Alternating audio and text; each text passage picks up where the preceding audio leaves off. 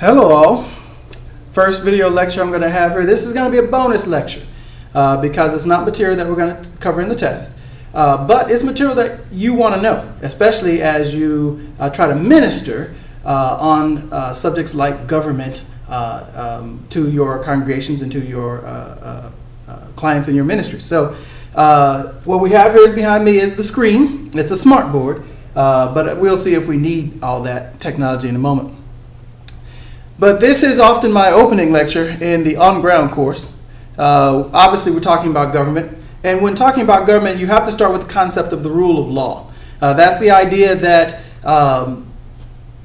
somebody is in charge of making rules, making laws by which the rest of society will be governed. It's opposite a concept of every individual and their strength. An Adam Smith kind of natural man, where effectively it's you and your ability to defend yourself that governs. This is a concept of what once people have come together, once society has formed, they use rules to determine what they should do and who should be able to do what when. So in a rule of law, it's just that. Those rules are measurements by which a judgment is made. And typically there are three in society. We won't go over these too much just because I want to move quickly, but it can be based on evolution, based on science, or based on what works, humanist, pragmatic, or utilitarian rules. But the Bible puts forth a different standard called, often referred to as natural law, or very similar to the concept of natural law. And in that, you find the will of a, notice the capital letter, sovereign, which is to say, there's some created, some higher being, some authority out there, some personality out there that has a design, has a plan, and that design and plan should rule. So within that, you have a series of natural rights. Now, ding, ding, ding, here's an extra credit assignment. Find in the Genesis account. When I say Genesis account, think of the garden account, the Garden of Eden account. Where these natural rights are found. So find the scriptural verses that back up these natural rights. That's your extra credit. Turn that in by Monday of next week. You can get 10 more extra credit points. So natural rights, one of them being the right to life. That is given by God. The right to individual liberty, that everyone have their own choice to do what they will. Again, granted by God.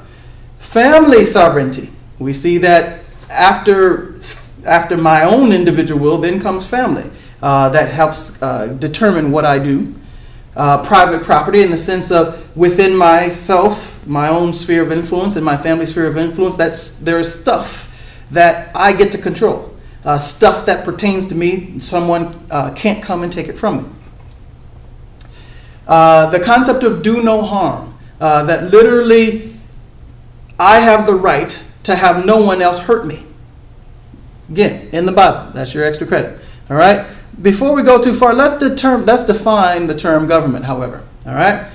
Using Merriam-Webster's dictionary, government is the act or the process of providing authoritative direction or control. And I use this because we're going to identify 4 governments in the Bible. All right? Again, another extra credit assignment. I'm giving you 2 chances because some of you got off to a slow start last week, so here's your second chance to get 10 more points. Find the biblical references, and I will give you a hint, between Genesis 1 and Genesis chapter 9 for these 4 governments in the Bible. God's governments. I use that title because my argument is that God put these governments in place. These things that rule and control or provide direction and control for our lives. First one, ourselves. I control myself. I control what I do. I have a say in everything that possibly gets done by me, myself, and my body. Family. So the second most, we'll get to this point in a moment, but after myself, my wife might have something to say about what I do. When I was a child, my parents had something to say about what I did. So you have self, you have family. Next comes, and actually you see some hints there. I wasn't supposed to do that. But nevertheless, you see some hints there of where to find this reference. But nevertheless, you still have to find the verses. Church. You see church instituted. And again, I will let you find the verses where that comes forth. Where's the evidence for that? And then chapter 9, you see this traditional government. And again, find those verses, especially this last one. That'll be the more challenging one to find. But find the verses that present this government, the institution, if you will, the creation, if you will, of this government in human society. All right? Now, something to understand. Why does government seem like it's so big? Why does government seem so blooming influential over our lives? Well, you got to think about it in this sense. Jurisdiction. So self, I control everything that I do. I have a say over everything that I do. Family might come next in the sense of my parents, or like I said, my wife. She would have some say over most of what I do, but not everything. Church has a say over some of the things I do, less than family. Because my wife, for example, can have something to say over the color of my shirt. The church, which is to say God's statutes, don't really say anything about that. So it has less jurisdiction, but it still has pretty broad jurisdiction. Notice this here. Civil government has the most narrow jurisdiction. And it has a lot to do with the institution of civil government. Genesis chapter 9, find that. But here's the key. When you start adding people to society, you start broadening the level of activity in society, but the jurisdiction of government stays the same. And notice where it is. It's at the overlap of where one person's liberties, if you will, start to conflict with another person's liberties. So remember I said one of the things you should come to understand at the end of this week is the purpose of government. Why do we have government? Well, one of the reasons is to help deal with these conflicts that occur when multiple people have something they want to do, but what they want to do conflicts with what somebody else wants to do. Hence the collective dilemmas.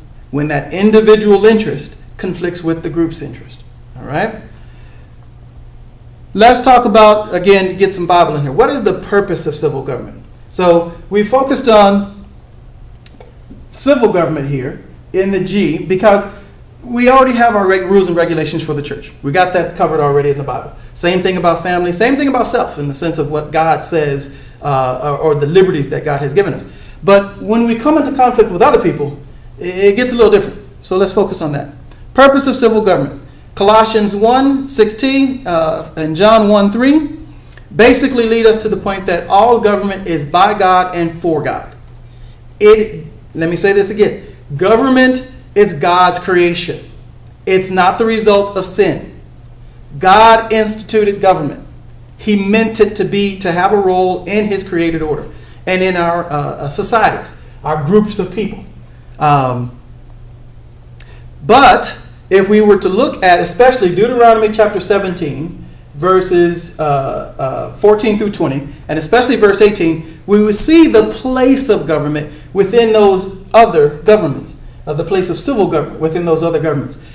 Just to kind of highlight that for you, because I know you're looking it up right now, that is, yes, you should be looking it up right now, that is where Moses is talking to the children of Israel right before Moses is to exit and the children of Israel are to go into the promised land. But what he's talking about, or the time period that he's talking about, is actually when the children of Israel choose a king, which is to say they reject God as their direct governor and want a human king as their governor. Moses is talking about that period, and he gives them some direction. Let me basically say what verse 18 says for you. That the king is supposed to sit at the feet or sit before the Levite scribes and make a copy of the book of the law for himself, that he may actually observe to do all that is written therein. So the idea is that the king, civil government, has to submit to church government so as to learn how civil government is to operate. Literally, civil government can't do what it's supposed to do unless it finds out from church, from God and his people, what is right and wrong to do. We'll get to that in a moment. We'll come back to that in a moment. So the functions of government, there are three functions of government. A lot of scripture there for you to look at, but if you keep on going, first you see that civil government is there to judge. to basically determine who's right and who's wrong, to punish evil and reward good. That's what it says in Romans 13, 3 through 4, as well as in 1 Peter, where it talks about bearing the sword. And these are some standards that God gives for the judgment that government is to do. Just putting that up there. Obviously, you can pause this and make copies of this if you want. I'm moving over some of those things, but we can talk about them more. You can ask me questions about them if you're interested. Second function of government is research. And this is very interesting. Proverbs 25:2, where it says, it is the glory of God to conceal a matter. It is the glory of kings to search it out. Kings. Interesting that it didn't say glory of humans. It didn't say glory of mankind. It is glory of a nation. It says kings. The idea, and what God is trying to hint to us, is that government oftentimes, because of its role in the center of the activity of society, is better able to gauge what all of society is doing, to give a state of the union, if you will, to do that research necessary to figure out how things are going in society. Professor Paul Shockley would argue that it has origins in God's desire to be known. He wants us to search him out. He wants us to search him out even through this creation that he's put us in. And kings, again, are useful. Government, again, is useful for accomplishing that. So justice, judgment, research, and then collective action. Exactly. Very much so in line with what we're talking about here. We'll look at that in Genesis chapter 11. If you look at that passage in Genesis chapter 11, you see the scene of the Tower of Babel. But very interesting is verse 4 of that passage. Verse 4 is where God is literally talking to himself. I love the community of the Trinity. But nevertheless, God is talking to himself about what the people in the tower are doing. And literally he says this, nothing... I'm sorry, I'm missing my verse. There's nothing they won't be able to accomplish if they stay unified. Which is to say, literally, if they can come together, if they can stay together, if they can keep on one accord, if they can work together, there is nothing that can stop them. Now, this is God saying that. That's not them saying that of themselves. That's not some high-minded intellectual or really a powerful, rich person saying, yeah, we can do whatever we want. We can end whatever we want. No, that's God saying that literally if we can come together, if humanity can get together, there's nothing that can stop us. That's a sobering thought. But government is useful in that. In the same way that government is useful for research, government is useful for collective action.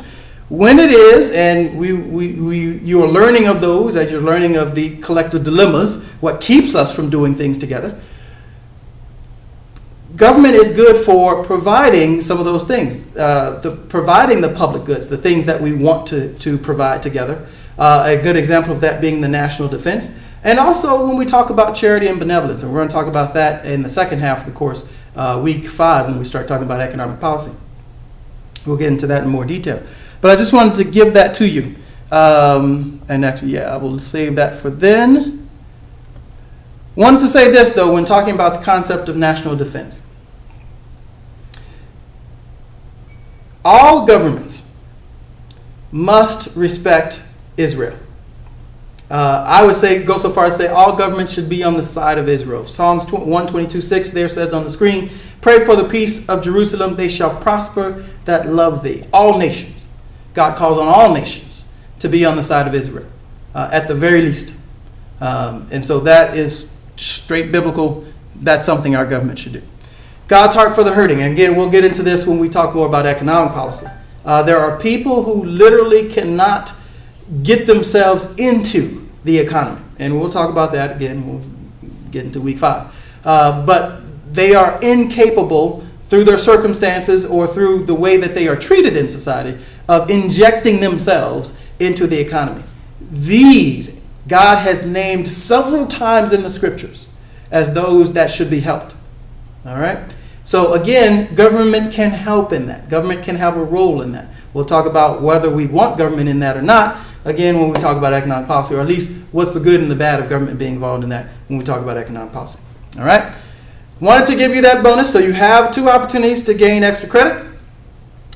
First one be through coming up with the scriptures that define the natural rights, and coming up with the scriptures that present the 4 governments that I talked about. All right. So find those passages, turn that in by next Monday. I'll create an assignment in the Blackboard site for you to do that with, and you may be able to gain some extra credit. Thank you.